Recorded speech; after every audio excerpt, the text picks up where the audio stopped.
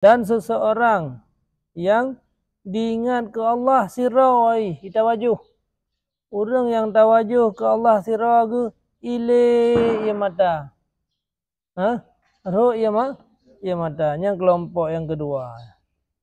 Imamul adil. Sira pemimpin yang adil. Yang roh dengan wadah.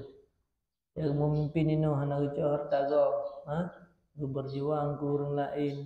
Imamul adil. Seperti khalifah Rasulullah tengok. Yang roh.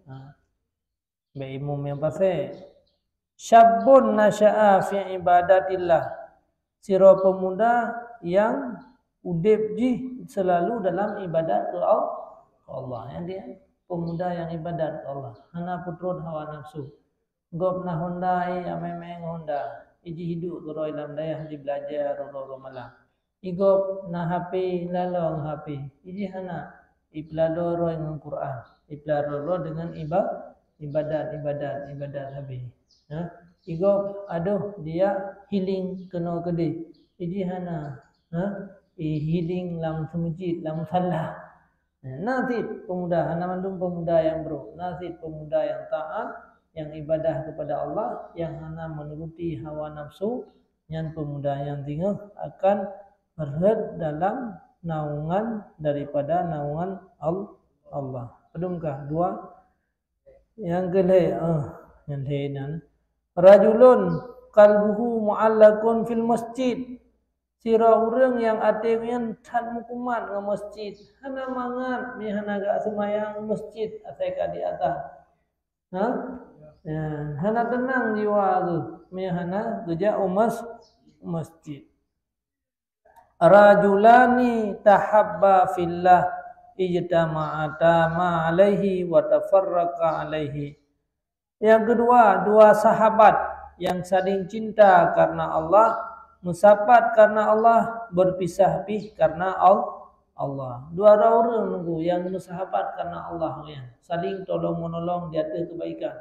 Wa ta'awanu 'alal birri wat taqwa wa la ta'awanu 'anil ismi wal 'udwan. Jadi saling tolong menolong di atas agama Allah. Tolong-menolong riana. Lagi jarawi jara uno.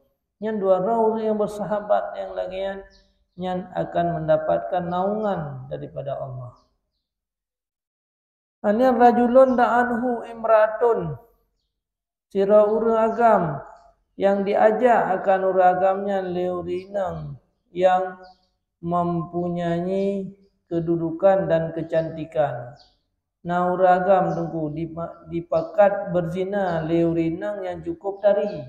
Leurinang yang na jabatan ipakat mezina ipakat buat keburukan putra keleu ragamnya ini akhafullah long halong tim long ya ke Allah nya nurunya merempak naungan daripada naungan syurga naungan Allah.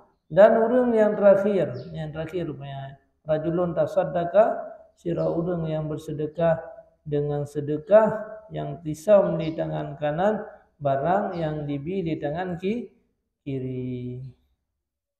Kabeh yang dia 7, kana 7.